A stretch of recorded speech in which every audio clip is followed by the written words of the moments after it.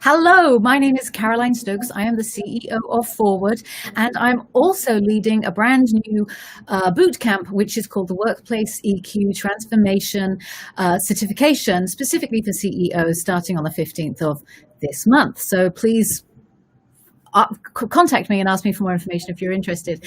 However, more importantly is that I am having a conversation right now with Jamel Lindo. He is live with me right now to talk about why developing your EI is important for business, which is what my course is all about, specifically to help leaders evolve in this and to help their employees evolve in this new world that we're living in. So Jamel is a certified emotional leadership coach. I met him a couple of years ago when he was, because he's usually out east in Canada.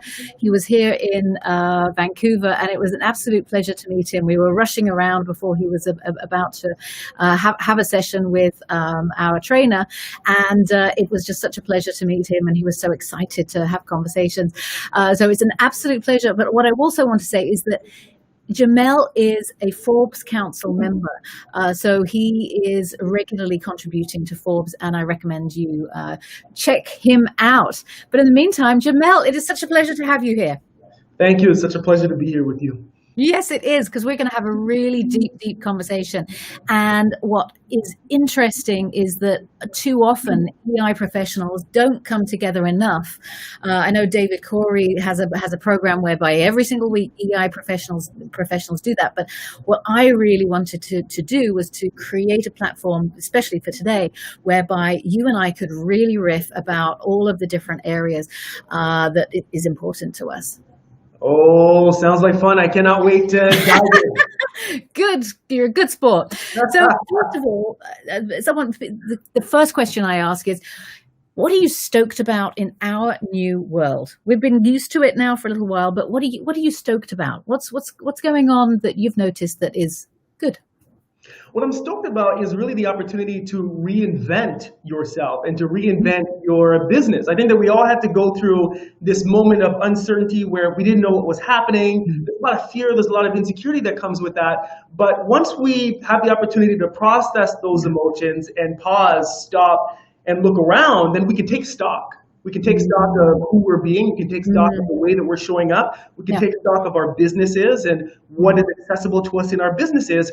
And then we can start to recognize and take advantage of the opportunities to reinvent. It's such a great time to ask the question, who do I want to be as a leader, as a professional? It's such a great time to ask the question, if I could bring value to my clients in a new and exciting, innovative way, what might that look like in this world? And so for anyone who's willing to look, that opportunity is here right now in front of us, and I'm super stoked about that. Yes. So I'm really curious because I have my own point of view, but you're my guest, and I want to ask you, do you think people are actually taking that opportunity by the reins? What do you think's going on? I believe that it's a mixed bag, right? And that's why leadership is so important, because we have the opportunity to influence people to see things in that way. Yeah. But it depends on how we're viewing the situation. And so far, I've seen that there's a number of people who are seeing the opportunities. And then there are some that are a little bit more challenged, and they're still dealing with some of the emotions that come up when you're dealing with so much uncertainty. So I would say that it's definitely a mixed bag. But I do feel that leadership has a lot to do with the way people are seeing things. Yeah, I agree with you.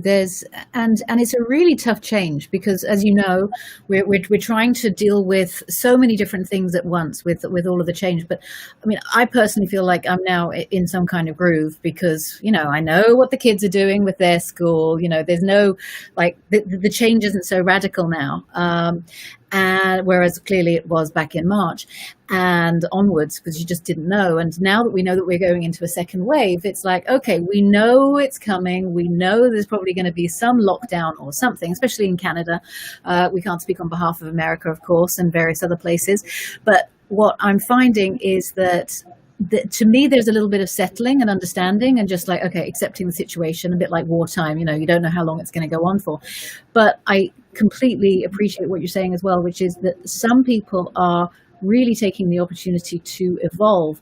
And that leads me to my next question, which is, if you're recommending or making some suggestions on how individuals, either as leaders or people that are wanting to evolve into leadership roles, and then organizations, let's use the EI lens. What would you recommend? The first thing is to get a really clear understanding of what mental and emotional state you're in right now. Some of us feel that, okay, well, I'm supposed to have this perspective of this is new and exciting and my opportunity to evolve, but we're actually negating the true emotional state that is underlying those ideas, which is stress, fear, uncertainty, anxiety, right? And so if that's your emotional state, you're not going to be able to act in a very powerful way. You're not going to be empowered when it comes to now reinventing or getting ahead of the curve. Yeah. So the first thing that we need to do is learn how to see what emotions are driving us. What is my emotional climate? What are the emotions that I'm experiencing most often, and why am I experiencing those emotions? In other words, what are the things that are triggering me? And this is really just about self-awareness. And the reason why that's important is because once I gain an understanding of those emotions, then it gives me an opportunity to take action and to resolve them. And so if I am feeling really stressed, I can now create very specific strategies to help me to be able to go into a renewal state, to help me to be able to unwind, to release, and to unplug the stress bucket, as I say, which will then put me in a better mental and emotional state, a more optimal state for me to really take advantage of some of the opportunities that are here right now that will likely not be here for another lifetime. Let's hope not.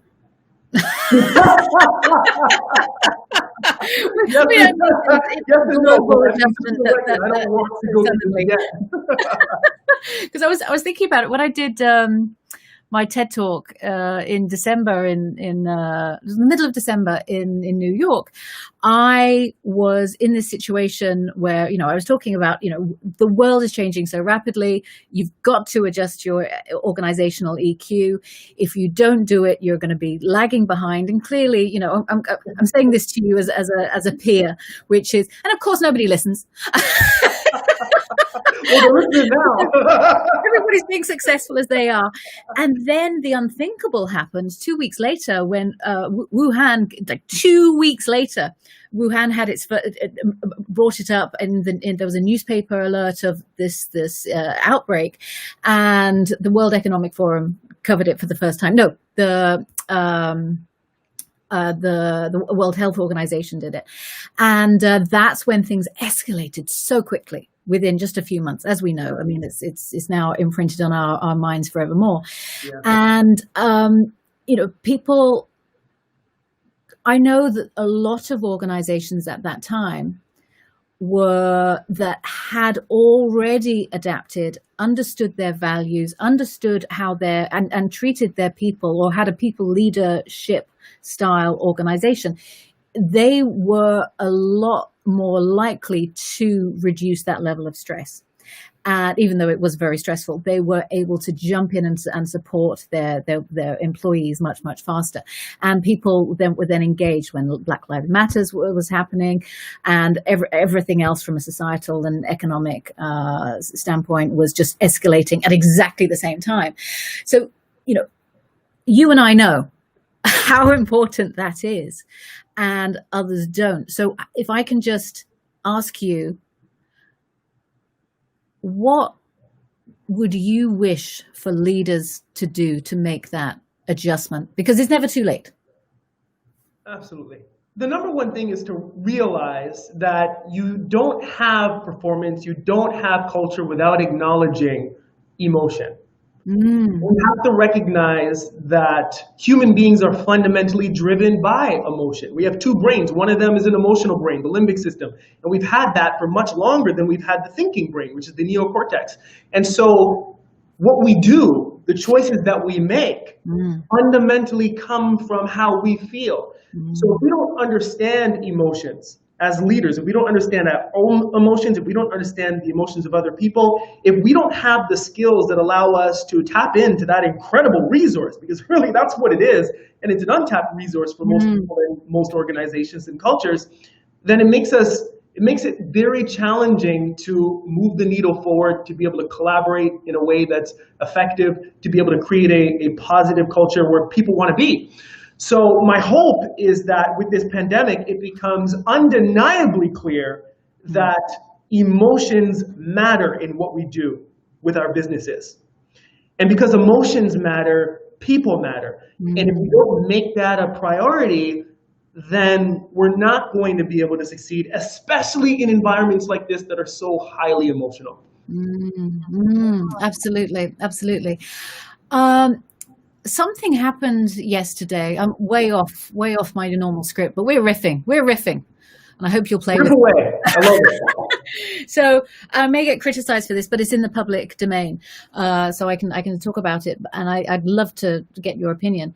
Hootsuite let go of a major client because there was internal uproar and there was a leak internally. Her name will be, I won't name her, but she tweeted how upset she was that ICE in the States was going to be a new client. And she had tweeted it, and then I believe, and I don't know, I don't have my facts here, but from what I've seen, that created a ripple in the media, and 2 weeks later she was let go. And my thinking at that time was like, okay, I definitely respect the corporate perspective here, which is she had tweeted something. She's a bit of I would call a warrior. She's a truth warrior in all of her communication style on digital. So to me, it's like, well, she's completely on brand when she leaked that information that Hootsuite is not acknowledging its values and the people. And they let go of the contract because there was this internal uproar. So from a company perspective, I really admired that. It's like they recognize it's not about the money. ICE has been very focused on terrible practices in terms of detaining people who have in the States. And the abortion policies or practices that have apparently or allegedly been talked about or reported. And I thought to myself, hold on a second.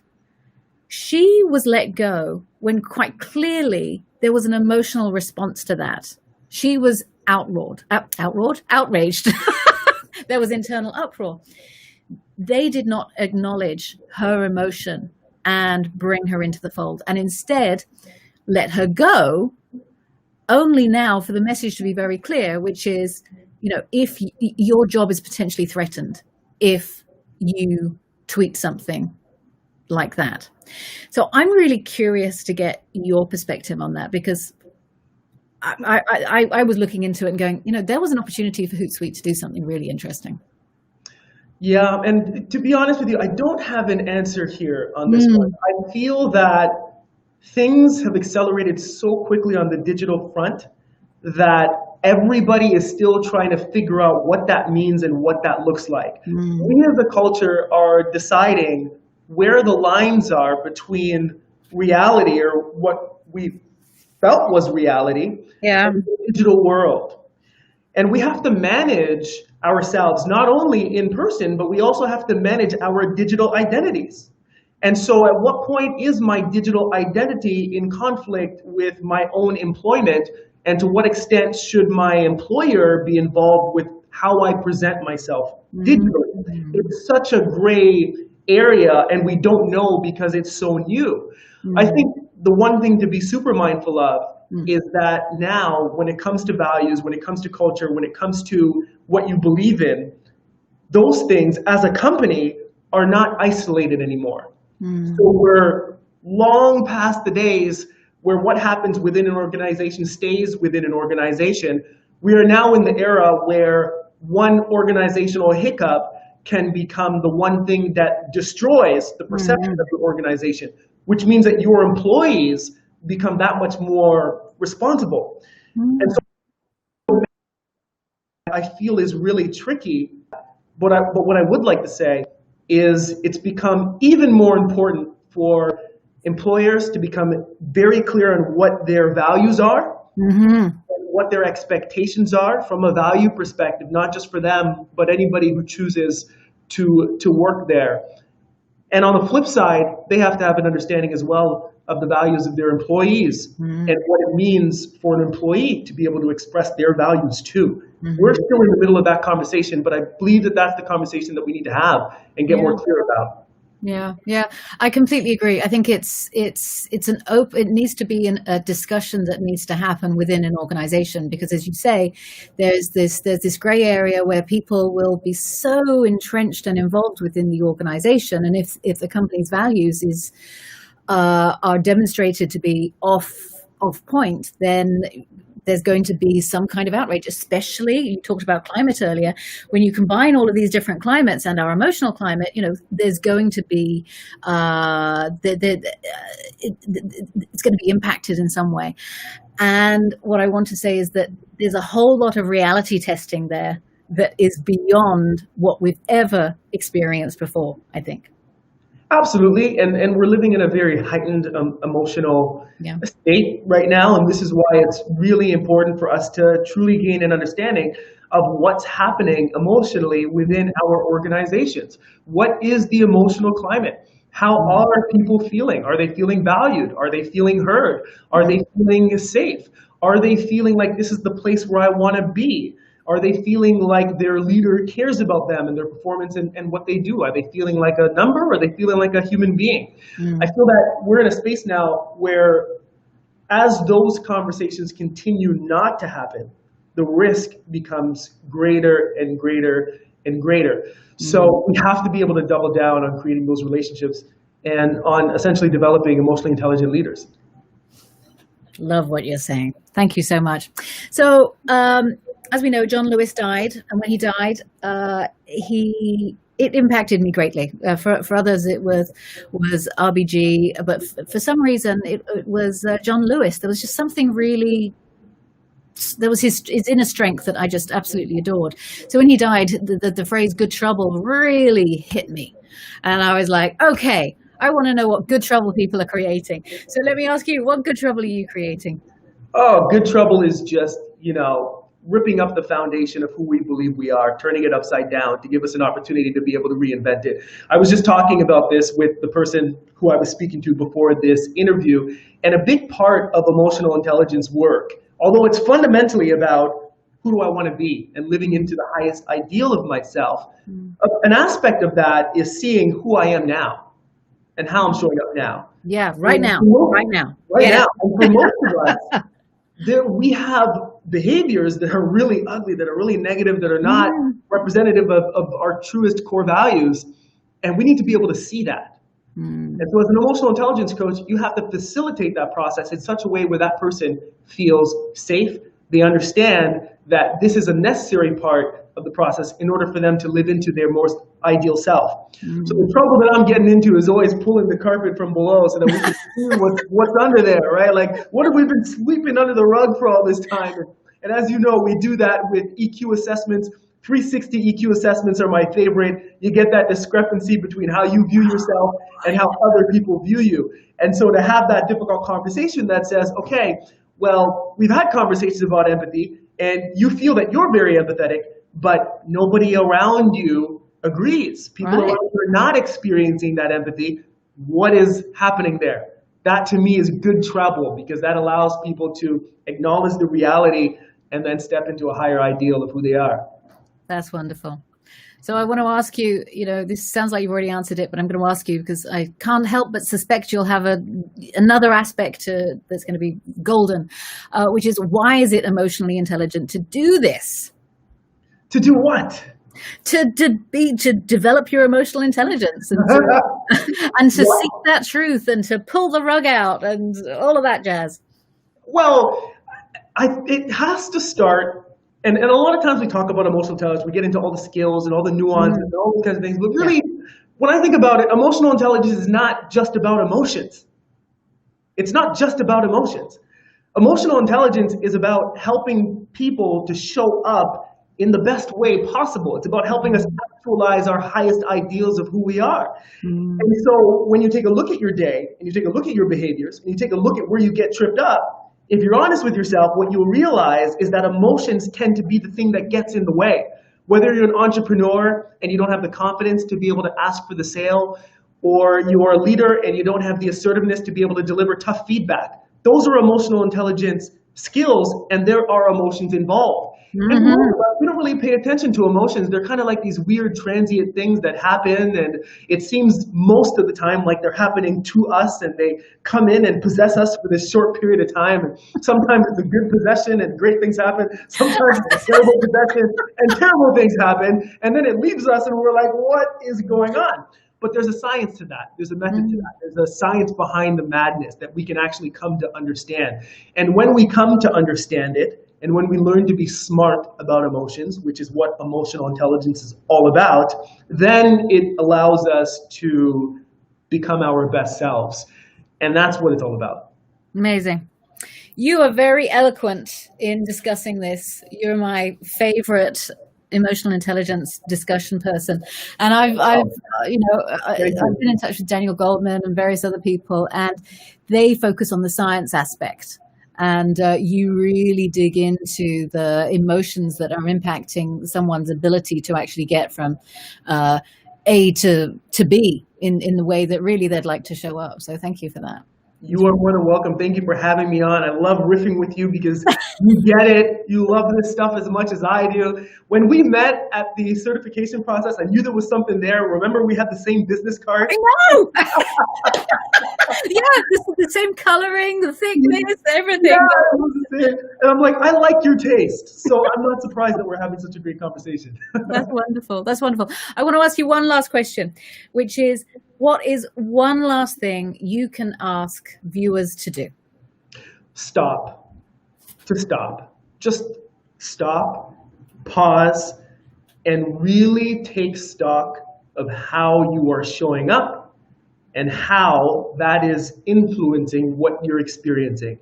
As a leader, as a professional in your personal life, take the moment to unplug from the world and reflect on what's actually happening. And if you can do that in a truly authentic way, and if you can be honest with yourself about what you're seeing, then that can be the beginning of a truly incredible journey. That was wonderful. Thank you so much. You just saying stop stopped me in my tracks. Right? It was exactly, and we need to do that frequently. We need to stop, just stop for a second. And people call it check in with yourself, or whatever, the phrase might be that people are comfortable with, which is just to observe where you're at, what you need in that moment to move forward. We have to stop. We got to get off the rat race, the hamster wheel. We have to step off of it for a second so that we can get clarity, yes. Right? And if we don't do that, we're not going to be able to move forward in a very clear, concise way. And if anybody needs any support with that, if you need direction, add me on LinkedIn. I love talking to people like Carolyn who have very similar mindset. They see the value of this. I would love to meet you. There are tons of resources out there available for you. That is wonderful. And yes, I completely agree. And you have your own podcast as well. I know that you're online a lot. So yeah, please connect with Jamel, because you do your videos, your live videos, you're communicating an awful lot. And Jamel really does get deep down into the emotional intelligence for individuals. And clearly, just from having this discussion, I need you as my EI coach. Even I need a coach. That's how this works. All coaches need coach. All coaches need coaches. Everyone needs a coach. That's fantastic. Absolutely. Jamel, you have been... Pardon? Go ahead. No, you go ahead. I said, for those who want to connect, please connect with me. You can find everything that you need on my website, JamelLindo.com. There are also some free resources in there that will help you to be able to pause and reflect. You can download those for free. Get started. If you like it, reach out to me and we can go from there. Jamel, you have been such a wonderful person to speak with first thing in the morning in the UK, not in the UK, what am I talking about, in Vancouver. And thank you. It's been an absolute pleasure having you here today. Thank you for having me.